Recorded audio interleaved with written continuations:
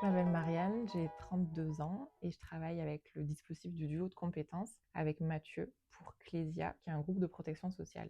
Et Mathieu, 38 ans. Le dispositif que Marianne vient de mentionner, le duo de compétences, me permet d'avoir la grande joie de travailler à ses côtés depuis 3 ans et demi. Ça fait 8 ans qu'on se connaît. Mathieu faisait un volontariat pour les Nations Unies et moi j'ai été recrutée pour l'accompagner dans ce volontariat. Alors le duo de compétences, c'est un dispositif pour favoriser l'inclusion des personnes en situation de handicap dans l'emploi. Et c'est basé sur un système de répartition des tâches entre deux salariés de la même entreprise, donc un ayant un handicap. Au cas où c'est moi. Et en fait, c'est des compétences qui sont complémentaires. Donc, c'est un travail d'équipe en se répartissant les tâches, en prenant en compte les compétences qu'on a chacun et les contraintes qui sont liées au handicap. C'est une façon d'apprendre en fait aussi en travaillant avec l'autre. On développe des nouvelles compétences et c'est enrichissant, pas que pour la personne en situation de handicap qui vient en entreprise, mais pour toute l'équipe avec laquelle elle travaille.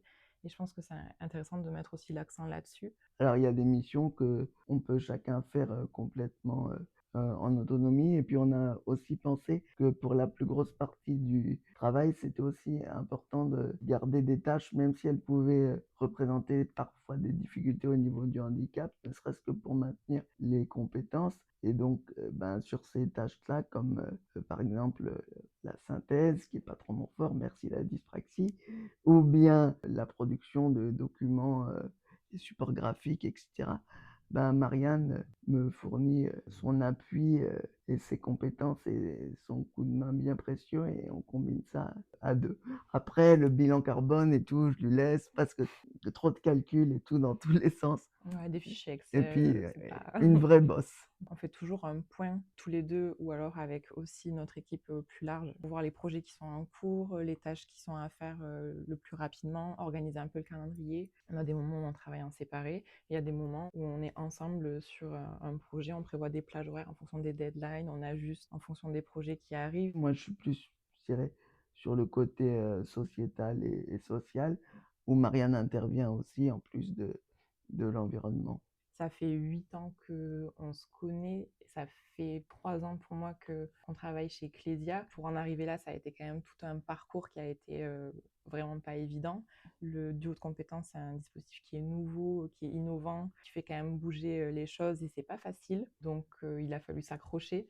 Et donc je pense que forcément, si on n'avait pas déjà eu une relation d'amitié à ce moment-là, on aurait peut-être abandonné un peu avant. Moi, de mon côté, je dirais, je vois plus Marianne comme faisant partie de la famille et comme étant la famille. Je dirais, il y a aussi des messages qui sont importants, c'est qu'on a été les premiers à le tester, mais en fait, on n'a pas fait ça pour nous. C'est parce qu'on a vu qu'il y avait plein d'obstacles et d'embûches dans le système tel qu'il était créé, notamment parce que moi, j'ai quand même une grande dépendance avec des auxiliaires de vie 24 heures sur 24 qui ne peuvent pas aider dans tous les aspects travail, etc. Et que l'interaction paralysie cérébrale et dyspraxie, et paralysie cérébrale avec une naissance très prématurée, on peut dire 25 semaines si le terme importe, c'est quand même un sacré morceau en termes de challenge. Et nous, ça a été notre façon de pouvoir proposer quelque chose pour que dans un monde qui est de plus en plus complexe, on s'en sorte par la diversité et l'apport de chacun. Toute personne avec paralysie cérébrale ou d'autres handicaps est une richesse.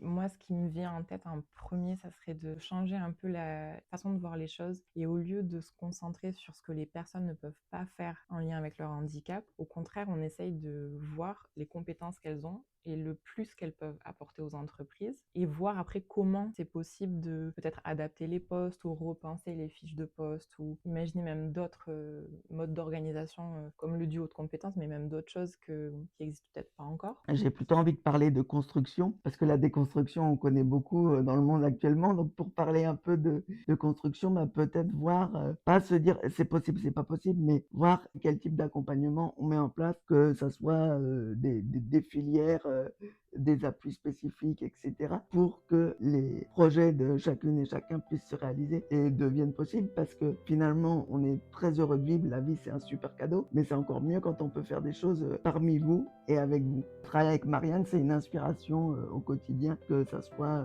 au travail ou en dehors, parce qu'on s'est bien connus aussi avant. Et je pense que s'il n'y avait pas la force du lien spécifique qui nous lie et qui nous liera toujours, il y a des moments où ça aurait été beaucoup plus compliqué, y compris pour mon inclusion et tout. Donc je la remercie beaucoup.